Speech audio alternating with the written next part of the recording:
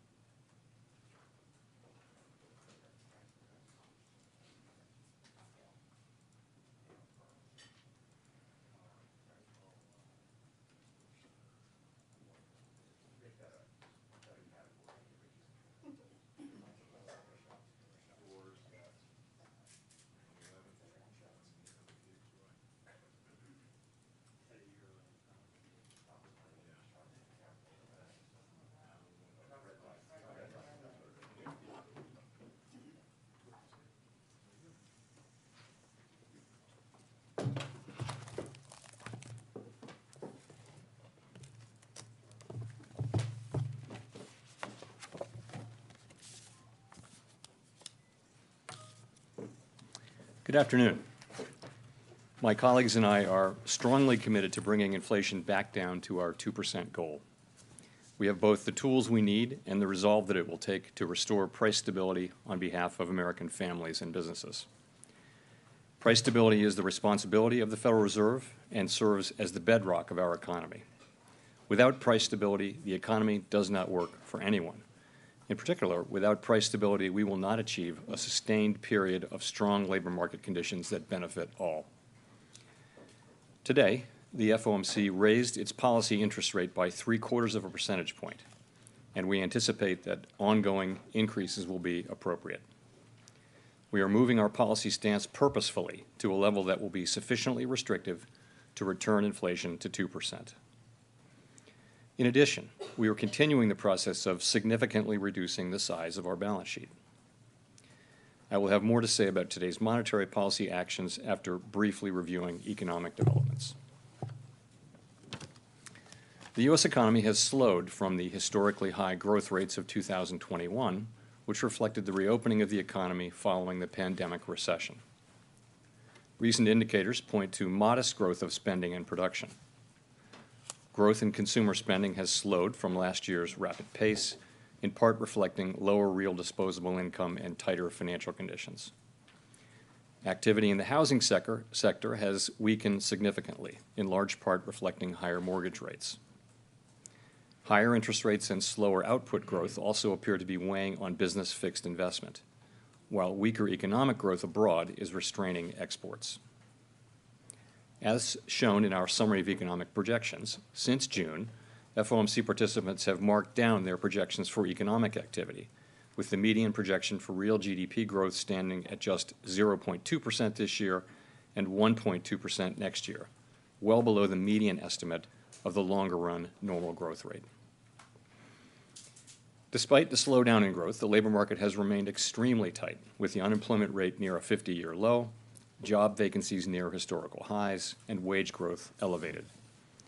Job gains have been robust, with employment rising by an average of 378,000 jobs per month over the last 3 months. The labor market continues to be out of balance, with demand for workers substantially exceeding the supply of available workers. The labor force participation rate showed a welcome uptick in August, but has little changed since the beginning of the year. FOMC participants expect supply and demand conditions in the labor market to come into better balance over time, easing the upward pressure on wages and prices.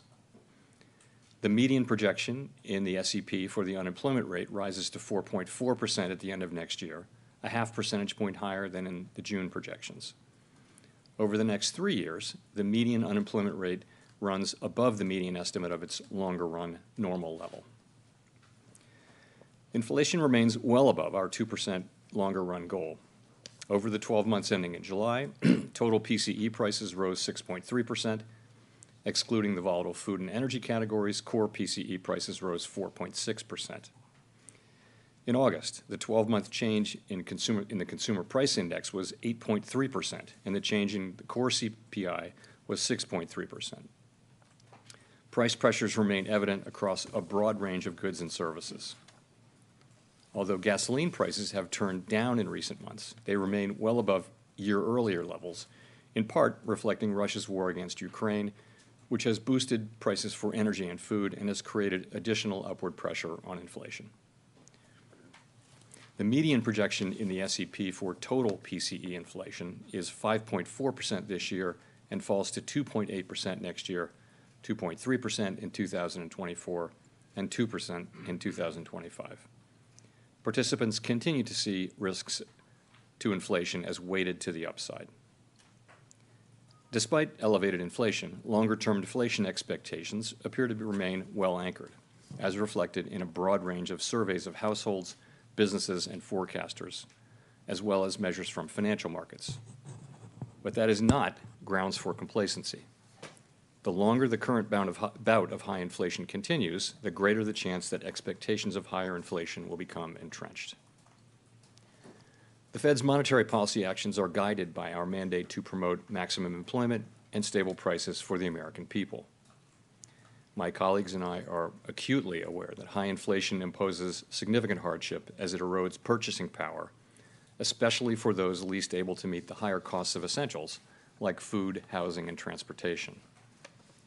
We are highly attentive to the risks that high inflation poses to both sides of our mandate, and we are strongly committed to returning inflation to our 2% objective.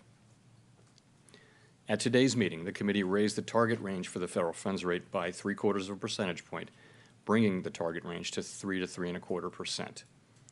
And we are continuing the process of significantly reducing the size of our balance sheet, which plays an important role in firming the stance of monetary policy. Over coming months, we will be looking for compelling evidence that inflation is moving down, consistent with inflation returning to 2%. We anticipate that ongoing increases in the target range for the federal funds rate will be appropriate. The pace of those increases will continue to depend on the incoming data and the evolving outlook for the economy. With today's action, we have raised interest rates by 3 percentage points this year. At some point, as the stance of monetary policy tightens further, it will become appropriate to slow the pace of increases while we assess how our cumulative policy adjustments are affecting the economy and inflation. We will continue to make our decisions meeting by meeting and communicate our thinking as clearly as possible. Restoring price stability will likely require maintaining a restrictive policy stance for some time. The historical record cautions strongly against prematurely loosening policy. As shown in the SEP, the median projection for the appropriate level of the federal funds rate is 4.4% at the end of this year, 1 percentage point higher than projected in June. The median projection rises to 4.6% at the end of next year and declines to 2.9% by the end of 2025, still above the median estimate of its longer-run value. Of course, these projections do not represent a committee decision or plan, and no one knows with any certainty where the economy will be a year or more from now. We are taking forceful and rapid steps to moderate demand so that it comes into better alignment with supply. Our overarching focus is using our tools to bring inflation back down to our 2% goal and to keep longer-term inflation expectations well anchored. Reducing inflation is likely to require a sustained period of below-trend growth, and there will very likely be some softening of labor market conditions. Restoring price stability is essential to set the stage for achieving maximum employment and stable prices over the longer run. We will keep at it until we're confident the job is done. To conclude, we understand that our actions affect communities, families, and businesses across the country. Everything we do is in service to our public mission. We at the Fed will do everything we can to achieve our maximum employment and price stability goals. Thank you, and I look forward to your questions.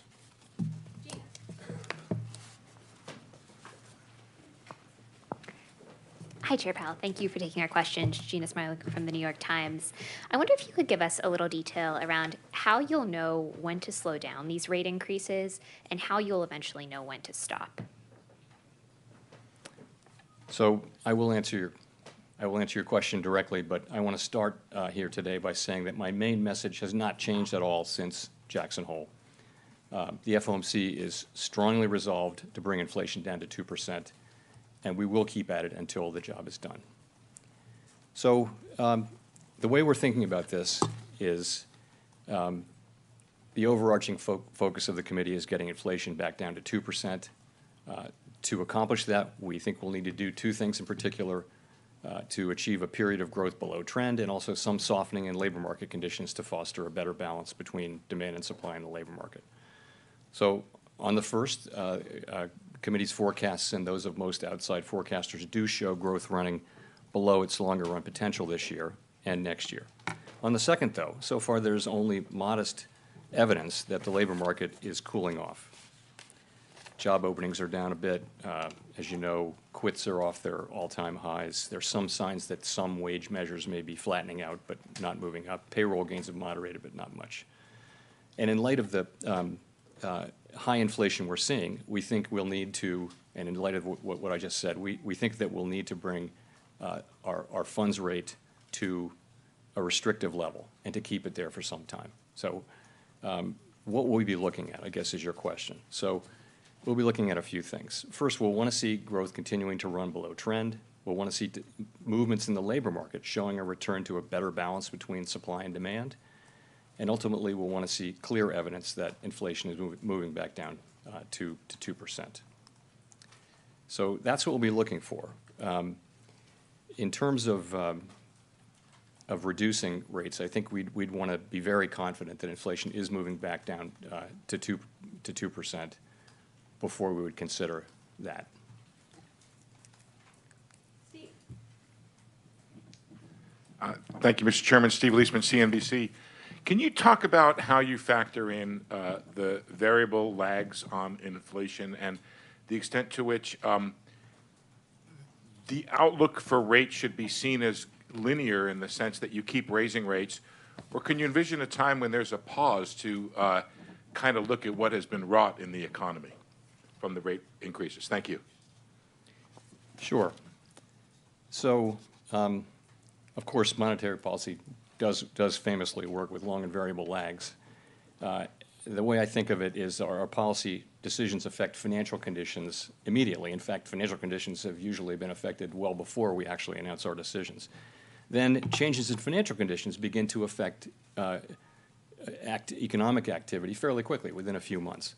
But it's likely to take some time to see the full effects of changing financial conditions on inflation. So we are very much mindful for that.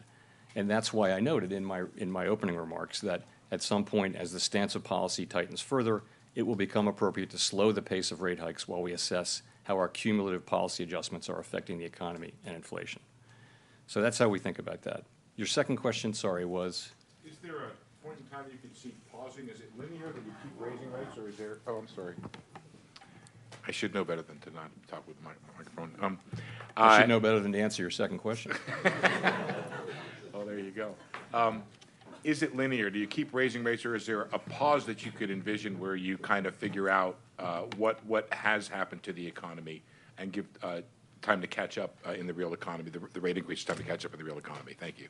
So I think it's very hard to say with precise certainty the way this is going to unfold. As I mentioned, what we think we need to do and should do is to move our policy rate to a restrictive level that's restrictive enough to bring inflation down to 2%, where we have confidence of that. And what you see in the SEP numbers is people's views as of today, as of this meeting, as to the kind of levels that will be appropriate. Now those will evolve over time, and I think we'll just have to see how that goes. There is a possibility certainly that we would go to a certain level that we're confident in and stay there for a time. But we're not at that level. Clearly today we've just moved, I think, probably into the very lowest level of what might be restrictive, and certainly in my view and in the view of the committee, there's a ways to go. Rachel.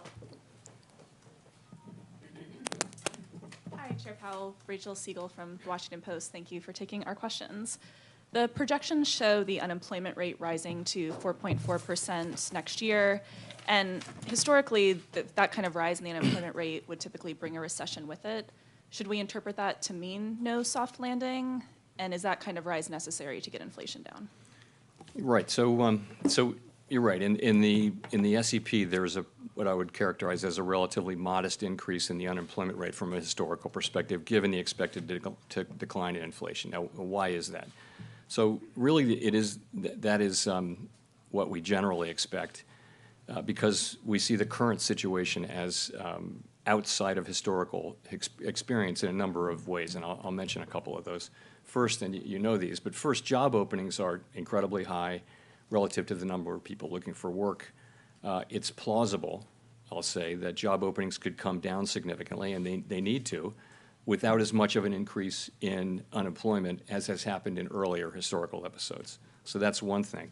In addition, in this cycle, longer run inflation expectations have generally been fairly well anchored. And as I've said, there's no basis for complacency there. But to the extent that continues to be the case, that should make it easier to restore price stability. And I guess the third thing I would point to that's different this time is that part of this inflation is caused by this series of supply shocks that we've had, beginning with the pandemic and really with the reopening of the economy, and more recently amplified and added to by Russia's invasion of Ukraine, have all contributed to the sharp increase in inflation. So these are the kinds of events that are not really seen in prior business cycles. And in principle, if those things start to get better, and we do see some evidence of the beginnings of that, it's not much more than that, but it's good to see that. For example, commodity prices look like they may have peaked for now. Supply chain disruptions are beginning to resolve. Those developments, if sustained, could help ease the pressures on inflation. So let me just say, how much these factors will turn out to really matter in this sequence of events, it remains to be seen. We have always understood that restoring price stability while achieving a relatively modest decline, or rather increase in unemployment and a soft landing would be very challenging. And we don't know. No one knows whether this process will lead to a recession, or if so, how significant that recession would be. That's going to depend on how quickly wage and price inflation pressures come down, whether expectations remain anchored, and whether, also, do we get more labor supply, which would help as well. In addition, the chances of a soft landing are likely to diminish to the extent that policy needs to be more restrictive or restrictive for longer. Nonetheless, we're committed to getting inflation back down to 2% because we think that a failure to restore price stability would mean far greater pain later on. Just to follow up on one small thing, are vacancies still at the top of your list in terms of understanding the labor market and how much room there is there? Yes, vacancies are still almost 2-to-1 ratio to unemployed people. That and quits are really very good ways to look at how tight the labor market is and how different it is from other cycles, where generally the unemployment rate itself is the single best indicator. We think those things have for quite a time now really added value in terms of understanding where the labor market is. Nick.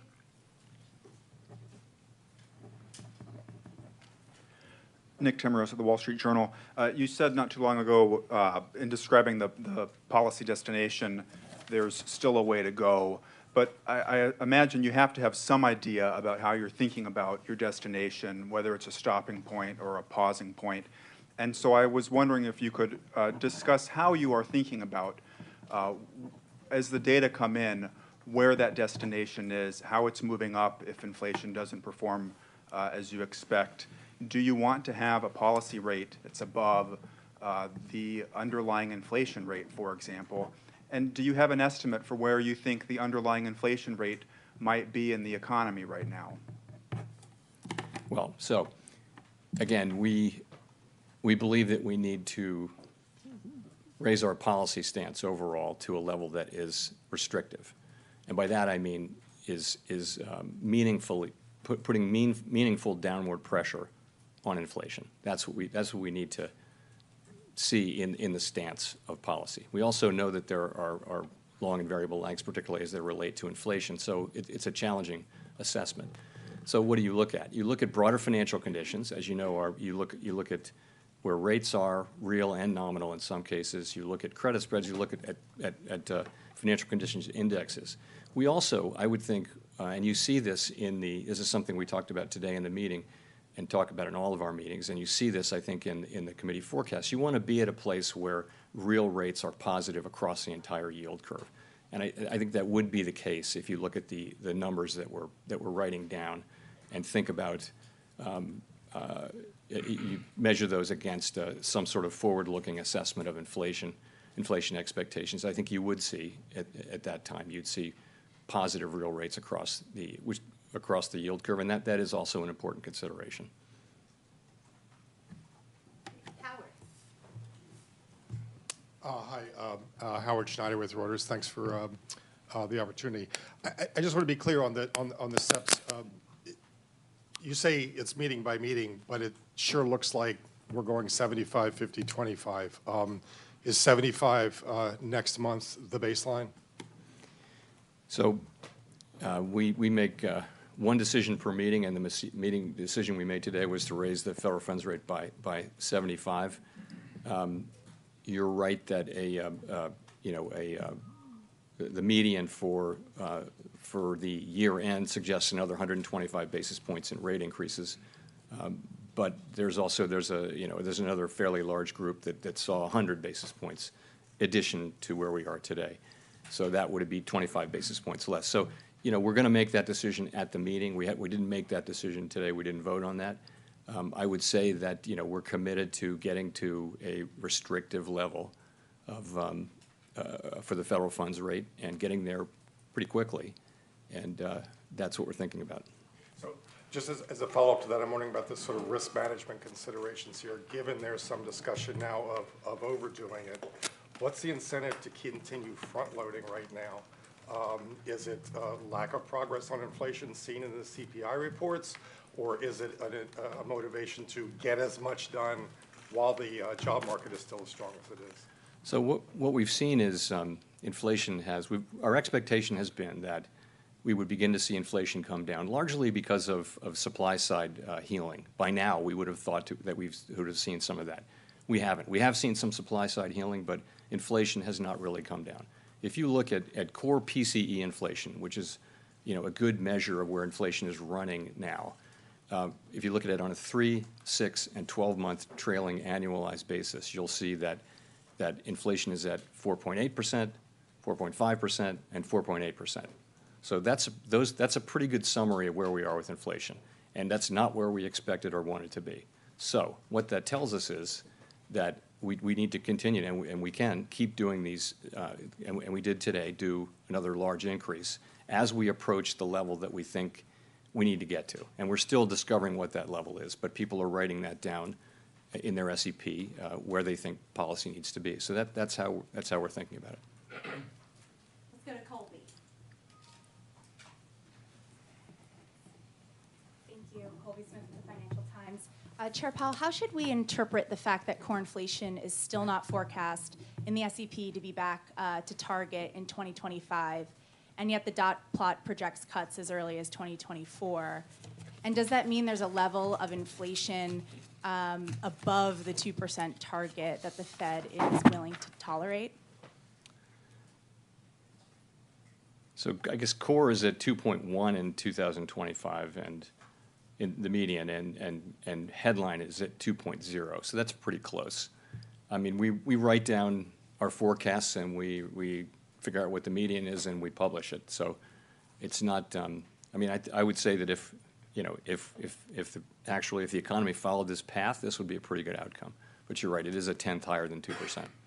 Okay, just as a quick follow-up, I mean, if the concern is that underlying inflation is becoming more entrenched perhaps each month, then why forego the more aggressive 100 basis point increase today? And does that risk having to do more later on? Yeah, so we, as we said, at the last press conference and in between that one and this one, we said that we would make our decision based on the overall data coming in. So if you remember, we got a surprisingly low reading in July, and then a surprisingly high reading for August. So I think you never want to overreact too much to any one data point. So if you look at them together, and as I just mentioned, if you really look at this year's inflation, 3, 6, and 12-month trailing, you see inflation is running too high. It's running 4.5% or above. You don't need to know much more than that. If that's the one thing you know that this committee is committed to getting to a meaningfully restrictive stance of policy and staying there until we feel confident that inflation is coming down. That's how we think about it. Victoria. Hi, Victoria Guida with Politico. I wanted to ask about the balance sheet. You all have left open the possibility that you might sell mortgage-backed securities, but we've seen significant slowing in the housing market. Mortgage rates have gone up significantly, and I'm just wondering whether conditions there might affect your plans for how quickly you have the runoff on the MBS side. So what we said, as you know, was that we would consider that once balance sheet runoff is well underway. I would say it's not something we're considering right now, and not something I expect to be considering in the near term. It's just it's something I think we will turn to, but the time for turning to it has not come and is not close. Well, and will conditions in the housing market affect that decision? I think a number of things might affect that decision. But the main thing is we're not considering that decision, and I don't expect that we will anytime soon. Neil. Thanks. Neil Irwin with Axios. A number of commentators have come to the view, and including over at the World Bank, that simultaneous global tightening around the world creates a risk of a global recession that's worse than is necessary to bring inflation down. How do you see that risk? How do you think of coordination with your fellow central bankers? And is there much risk of overdoing it on a global level?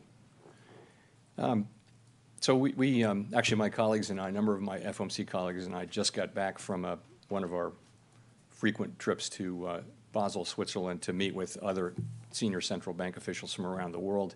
We are in pretty regular contact, and we exchange. Of course, we all serve a domestic mandate, domestic objectives, in our case, the dual mandate, maximum employment and price stability. But we regularly discuss what we're seeing in terms of our own economy and international spillovers. And it's a very ongoing, constant kind of a process. So we are very aware of what's going on in other economies around the world and what that means for us and vice versa.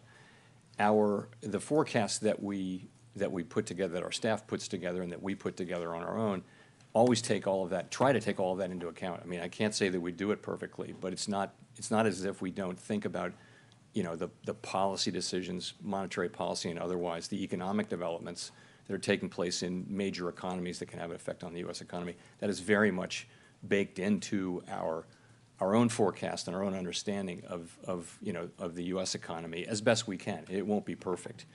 So, I don't see it's hard to talk about collaboration in a world where people have very different levels of interest rates. If you remember, there were coordinated cuts and raises and things like that at various times, but really we're in very different situations. But I will tell you that our contact is more or less ongoing, and it's not coordination, but there's a lot of information sharing, and we all, I think, are informed by what other important economies that are important to the United States are doing.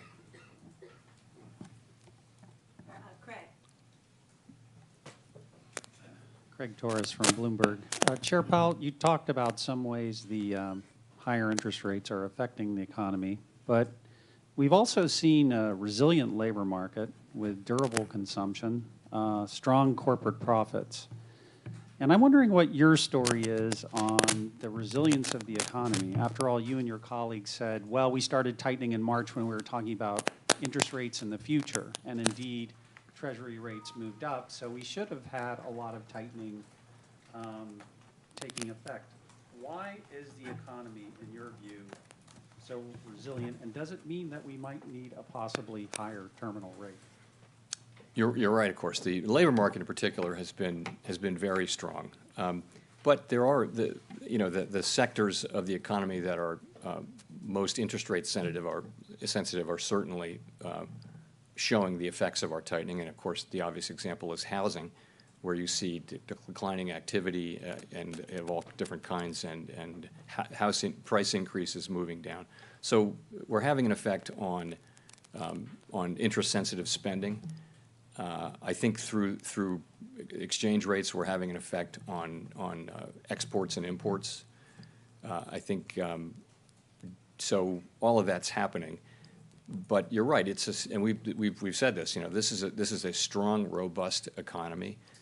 People have savings on their balance sheet from the period when they couldn't spend and where they were getting government transfers. There's still very significant savings out there, although not as much at the lower end of the income spectrum, but still some savings out there to support growth. The states are very flush with cash, so there's good reason to think that this will continue to be a reasonably strong economy. Now, the data sort of are showing that growth is going to be below trend this year. We think of trend as being about 1.8% or in that range. We're forecasting growth well below that, and most forecasters are. But you're right. There's certainly a possibility that growth can be stronger than that, and that's a good thing because that means the economy will be more resistant to a significant downturn. But of course, we are focused on the thing I started with, which is getting inflation back down to 2%. We can't fail to do that. if we, I mean, that's, if we were to fail to do that, that would be the thing that would be most painful for the people that we serve. So for now, that has to be our overarching focus. And you see that, I think, in the SEP, in the levels of rates that we'll be moving to reasonably quickly, assuming things turn out roughly in line with the SEP. So that's how we think about it.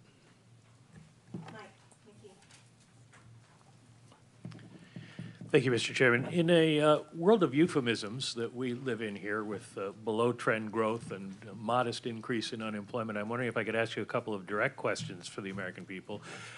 Do the odds now favor, given where you are and where you're going with interest rates, favor a recession?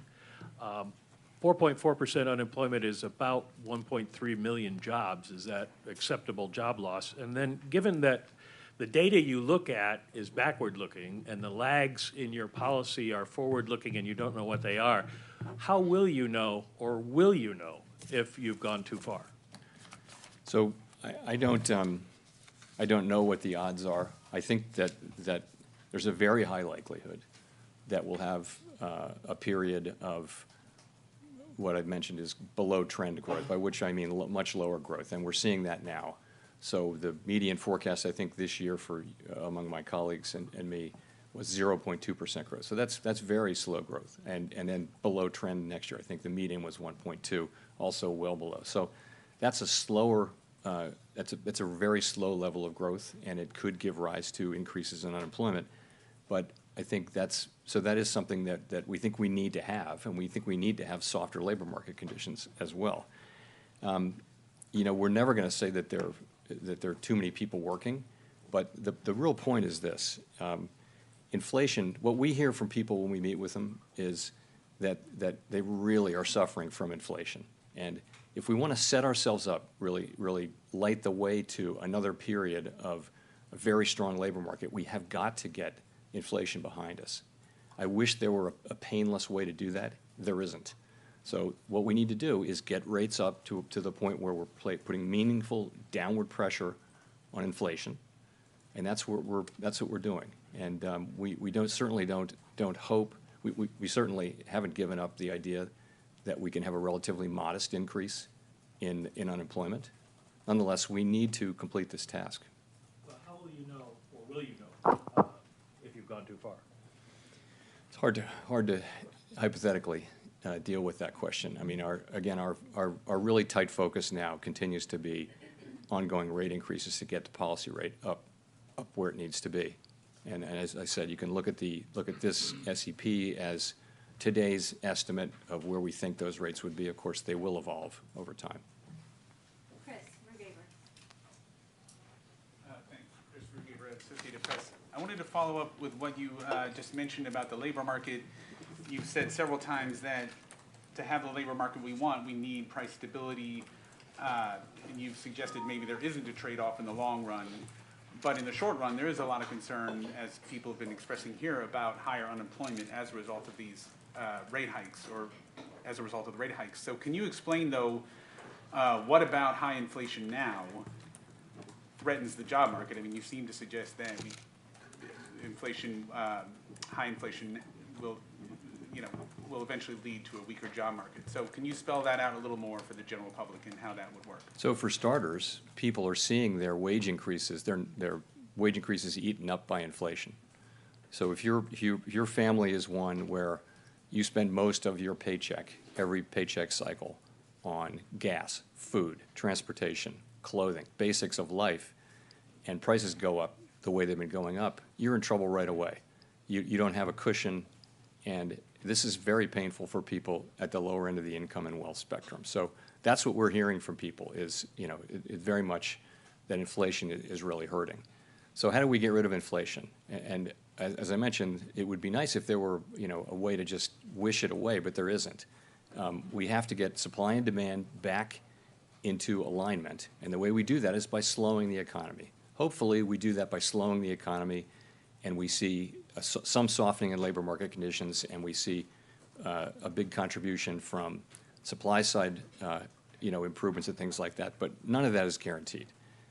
In any case, our job is to deliver price stability, and I think you can think of price stability as an asset that just delivers large benefits to society over a long period of time. We really saw that for a long time. The United States had 2% inflation, didn't move around much, and that was enormously beneficial to the public that we serve. And we have to get back to that and keep it for another long period of time. To pull back from the task of doing that is you're just postponing. The record shows that if you postpone that, the delay is only likely to lead to more pain. So, I think we're moving to do what we need to do and do our jobs, and that's what you see us doing. Thank you for taking the question, Mr. Chairman. Edward Lawrence for Fox Business. So you had said that Americans and businesses need to feel some economic pain as we go forward. How long from here should Americans be prepared for that economic pain?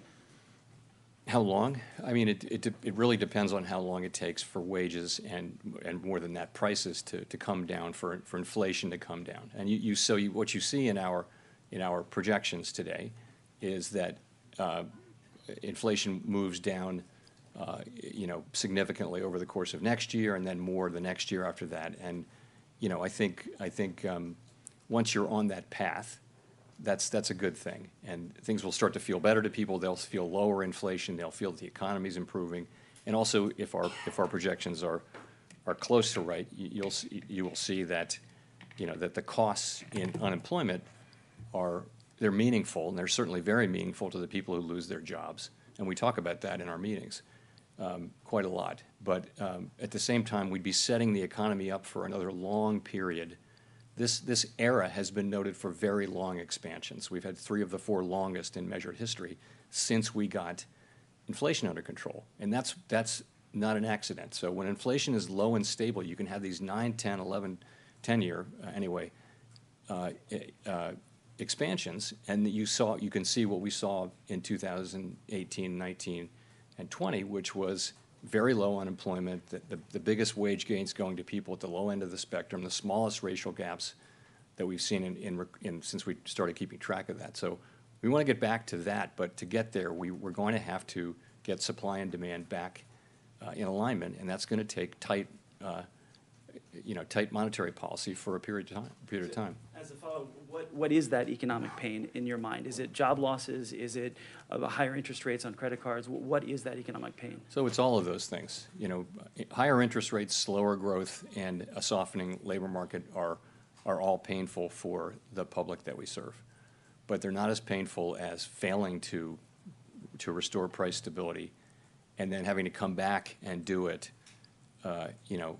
down the road again, and doing it at a time when actually now people have really come to expect, high inflation. If the concept of high inflation becomes entrenched in people's economic thinking about their decisions, then sort of getting back to price stability, the cost of getting back to price stability just rises, and so we want to avoid that. We want to act aggressively now and get this job done and keep at it until it's done.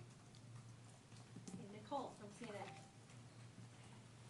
Thank you, Chairman Powell. Nicole Goodkind, CNN Business. Existing home sales have fallen for 7 months straight. Mortgage rates are at their highest level since 2008. Yet mortgage demand increased this week, and housing prices are still elevated. Now, at the end of your June press conference, you mentioned plans to reset the housing market. I was wondering if you could elaborate on what you mean when you say reset, and what you think it will take to actually get there. So when I say reset, I'm not looking at a particular specific, set of data or anything. What I'm really saying is that we've had a time of a red hot housing market all over the country where, famously houses were selling to the first buyer at 10% above the ask before even seeing the house, that kind of thing. So there was a big imbalance between supply and demand. Housing prices were going up at an unsustainably fast level. So the deceleration in housing prices that we're seeing should help bring sort of prices more closely in line with rents and other housing market fundamentals. And that's a good thing. For the longer term, what we need is supply and demand to get better aligned so that housing prices go up at a reasonable level, at a reasonable pace, and that people can afford houses again. And I think we probably in the housing market have to go through a correction to get back to that place.